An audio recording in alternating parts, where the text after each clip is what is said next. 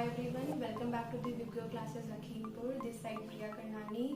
ये आपकी इंग्लिश की वीडियो है और इस वीडियो में मैंने सारे topics related with noun clear किए हैं.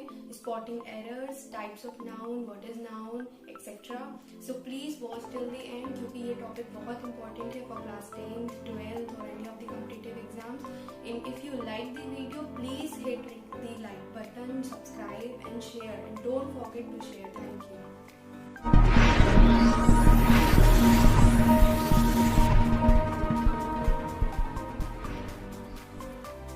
So here we go. Spotting errors based on nouns. तो सबसे पहले हम समझते हैं what is noun. Noun क्या होता है? A noun is a word that refers to a person, a place, a thing, a quality or an activity. कोई एक वर्ड जो रेफर करे एक person, place, thing, activity, quality को, उसे हम नाउन कहते हैं. अब हमारा सेकंड टॉपिक है types of noun. So first is common noun. Common noun is used to name people, places, things generally without being specific. बिना स्पेसिफिक डिनोट किए जो जनरली वर्ड्स यूज़ किए जाते हैं उसे हम कॉमन नाउन कहते हैं. For example girl, city, animal, etcetera. Now here is the second topic, proper noun. Use to name a specific और इंडिविजुअल पर्सन, प्लेस और थिंग. मीन्स जब हम स्पेसिफिकली किसी पर्सन को या किसी थिंग को, प्लेस को डिनोट करते हैं तो हम प्रॉपर नाउन का यूज़ करते हैं. For example John, London, etcetera. Now the third, countable noun have a singular and a plural form. दोनों ही फॉर्म होते हैं इसके, और can be used with a number or a and before it. We can use a or an article before it. For example, car, desk, cup, etc. Now the uncountable noun, another type, cannot be counted. हम इसके word नाम से समझ सकते हैं. Uncountable means जिसको count नहीं किया जा सकता. They often related to substances, liquids, abstracts, etcetera. Means example milk, etcetera. Now next, concrete noun refer to people or things that exist physically. जो physically exist करते हैं means जिसमें senses होते हैं वो concrete noun कहलाते हैं. Now abstract noun जिसमें physical existence नहीं होता, like for example ideas, emotions and concepts. Example love, time, etc. Now the compound noun, two or more words that create a noun. जब दो वर्ड से एक noun create किया जाता है वो हमारा कंपाउंड नाउन कहलाता है. जैसे for example rainfall, son in law. इन्हें हम जॉइंट करके लिख सकते हैं हाइफन से या डैश से. Now the last, collective noun. Collective noun जो सेट होता है या कोई ग्रुप होता है पीपल्स का, एनिमल्स का, थिंग्स का, उन्हें डिनोट करने के लिए यूज़ किया जाता है. इसे हम ज़्यादातर ऑफ से फॉलो करते हैं. For example bunch of flowers, etcetera. तो ये था नाउन का इंट्रो. अब हम आते हैं इम्पॉर्टेंट ज्ञान पे जो हमारा मेन टॉपिक है. तो सबसे पहला ज्ञान क्या है? Some nouns look plural in form but have singular meaning. जो प्लूरल दिखते हैं लेकिन उनका मीनिंग सिंगुलर होता है. Such nouns take singular verbs. As meaning singular होता है तो सिंगुलर वर्ब्स यूज़ करेंगे उनके साथ में. For example news, innings, politics, summons, physics, economics, ethics, mechanics, mathematics, measles, mumps, rickets, billiards, draughts and etcetera. ये सारे वर्ड्स प्लूरल दिख रहे हैं आपको लेकिन इनका मीनिंग सिंगुलर होता है और इनके साथ वर्ब्स भी सिंगुलर यूज़ की जाती हैं. फॉर एग्जांपल जैसे फर्स्ट सेंटेंस हम लेते हैं, मैथमेटिक्स आर डिफ़िकल्ट सब्जेक्ट. तो ये गलत हो जाएगा. So correct sentence is mathematics is difficult subject. Because mathematics एक सिंगुलर नाउन है तो हम यहाँ पे सिंगुलर वर्ब का यूज़ करेंगे. नेक्स्ट सेंटेंस है द न्यूज़ वर रिलायबल. तो न्यूज़ एक सिंगुलर वर्ड है इसलिए हम यहाँ पे करेक्ट सेंटेंस क्या होगा? The news is reliable. So let's see what is ज्ञान नंबर 2. क्या है हमारा नेक्स्ट ज्ञान? With collective noun when it is used as a unit, use singular form of verb. Collective nouns होते हैं कुछ, जैसे कि जो वर्ड्स कुछ यूनिट के तौर पे यूज़ किए जाते हैं या किसी ग्रुप को इंडिकेट करने के लिए यूज़ किए जाते हैं उन्हें हम कलेक्टिव नाउन कहते हैं. तो अगर इन वर्ड्स का यूज़ हम एज ए यूनिट करते हैं तो हम singular form of verb use करेंगे उनके साथ, और अगर यूज्ड एज मेंबर्स करेंगे तो प्लूरल फॉर्म ऑफ वर्ब करेंगे. जैसे for example cattle, gentry, vermin, peasantry, artillery, people, clergy. Company, police. तो ये कुछ वर्ड्स हैं, अगर एक यूनिट के तौर पे यूज़ की जाएंगी तो इनके साथ हम सिंगुलर फॉर्म यूज़ करेंगे, अदरवाइज़ प्लूरल फॉर्म। जैसे for example the cattle is grazing in the ground. तो यहाँ पे कैटल जो है पूरे ग्रुप को इंडिकेट किया जा रहा है, इसलिए यहाँ पे प्लूरल फॉर्म यूज़ की जाएगी। सो करेक्ट सेंटेंस क्या होगा हमारा, the cattle are grazing in the ground. Next example से समझते हैं, the clergy is in the church. तो यहाँ पे क्लर्जी मेंबर्स के लिए यूज़ किया गया है, तो हम यहाँ प्लूरल फॉर्म यूज़ करेंगे। तो करेक्ट सेंटेंस क्या हो जाएगा हमारा, the clergy are in the church. See what is ज्ञान number 3। Some nouns are always used in a plural form। कुछ nouns हमेशा प्लूरल फॉर्म में ही यूज़ की जाती हैं और उनके साथ हमेशा प्लूरल वर्ब का ही यूज़ किया जाता है। जैसे कुछ वर्ड्स हैं, trousers, scissors, spectacles, stockings, shorts, measles, goods, arms, premises, thanks, tidings, annals, chattels etcetera. तो ये कुछ वर्ड्स हैं, इनके साथ में हमेशा प्लूरल वर्ब यूज़ की जाती हैं और ये प्लूरल फॉर्म में ही होते हैं। जैसे फॉर एग्जांपल लिया है मैंने, वेयर इज़ माई ट्राउज़र्स। तो ये आप देख सकते हैं गलत सेंटेंस है, क्योंकि ट्राउज़र्स एक प्लूरल वर्ड है, इसलिए ये प्लूरल फॉर्म में है और इसके साथ हम प्लूरल वर्ब का ही यूज़ करेंगे। तो करेक्ट सेंटेंस क्या होगा हमारा, where are my trousers.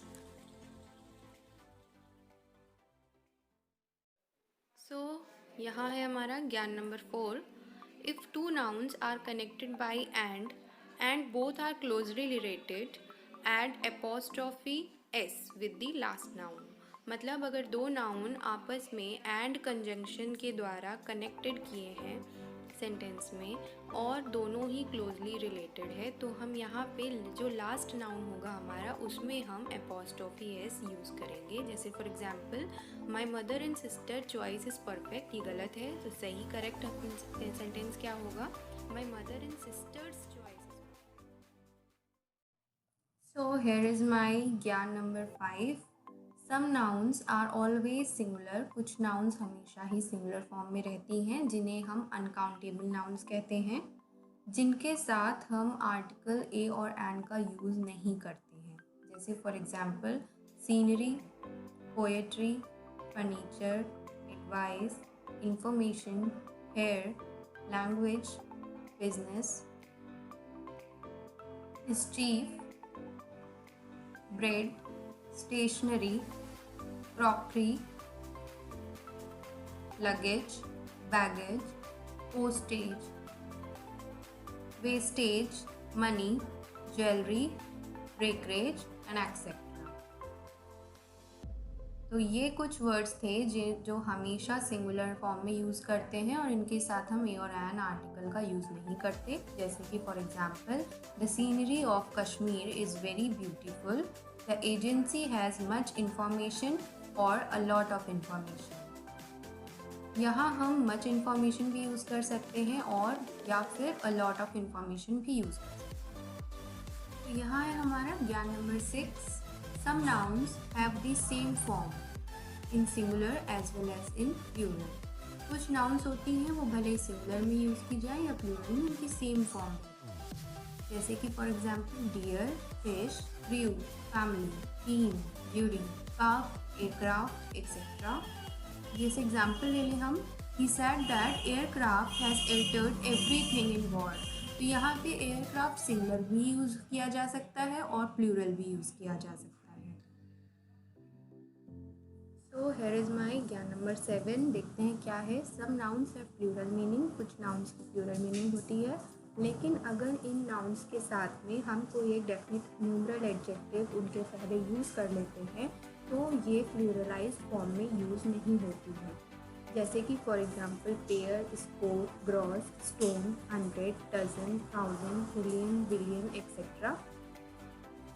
For example, I bought 3 dozen oranges. तो यहाँ पे मैंने डजन के आगे एक न्यूमरल एडजेक्टिव यूज़ किया है 3, तो इसका फॉर्म प्लूरलाइज नहीं रहा। अब यहाँ नोट क्या है कि अगर कोई डेफिनेट न्यूमरल एडजेक्टिव हम यूज़ नहीं करते हैं इनसे पहले तो ये प्लूरलाइज फॉर्म में ही रहते हैं। For example, hundreds of people, millions of dollar etcetera. ज्ञान नंबर 8 हमारा है, if the same noun is repeated after preposition the noun will B singular in form. Means अगर आपका स्ट्रक्चर होता है noun plus preposition plus the same noun, then we will use both the nouns in singular form.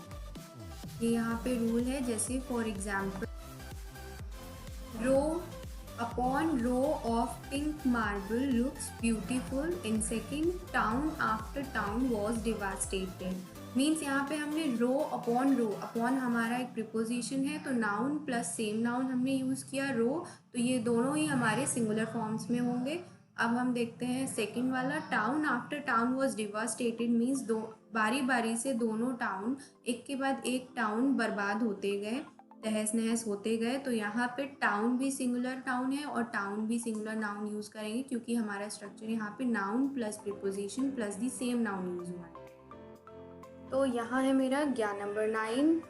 If a numeral adjective and a fraction are used with a noun, the noun is used with the numeral and the noun will be in singular form. अगर मेरा structure होता है numeral plus singular noun plus a fraction, means अगर किसी sentence में numeral भी है साथ में फ्रैक्शन भी है, तो हम नाउन हमेशा न्यूमरल के साथ यूज़ करेंगे और हमेशा सिंगुलर फॉर्म में यूज़ करेंगे. For example please give me 1 rupee and a half. तो आप देख सकते हैं यहाँ न्यूमरल है 1, तो मैंने जो नाउन है रुपी वो न्यूमरल के साथ यूज़ किया और सिंगुलर फॉर्म में यूज़ किया.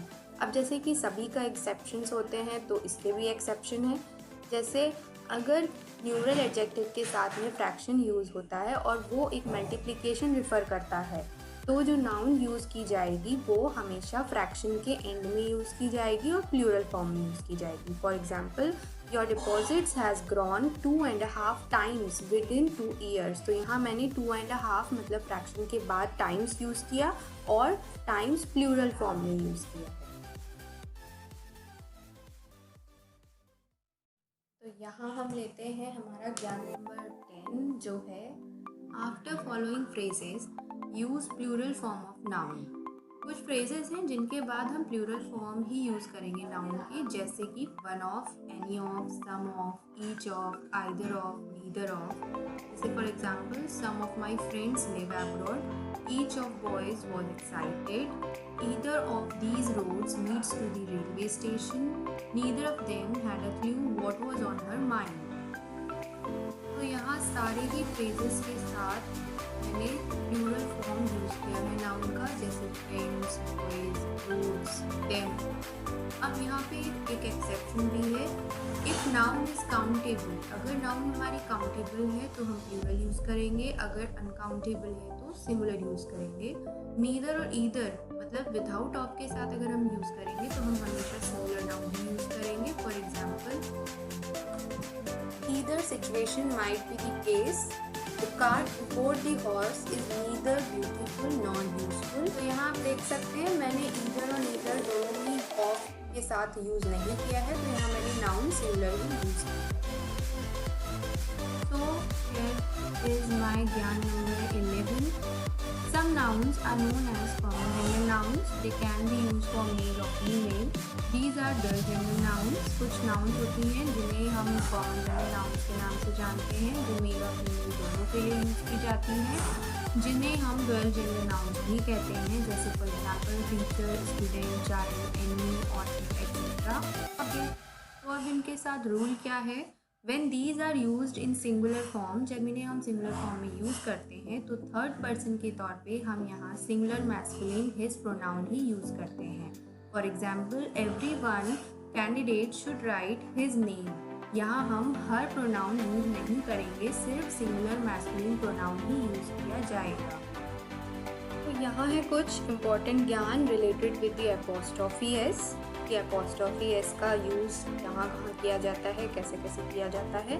तो सबसे पहले हम देखते हैं we can form the possessive case of a singular noun that does not end in s by adding an apostrophe in s. For example Neha's book, week's books. मतलब अगर हमें कोई सिंगुलर नाउन का पॉजेसिव केस बनाना है तो हम उसमें लास्ट में एपोस्ट्रोफी और एस ऐड करके बना सकते हैं, जो कि लास्ट में एस से एंड नहीं होते, सिर्फ उन सिंगुलर नाउन के साथ. अब हमारा सेकेंड रूल है if there are hissing sounds, means अगर किसी वर्ड के लास्ट में एच का साउंड या एस का साउंड आता है तो हम उसमें सिर्फ एपोस्ट्रोफी यूज़ करेंगे, एस यूज़ नहीं करेंगे। Example roses fragrance, Jesus sake etcetera.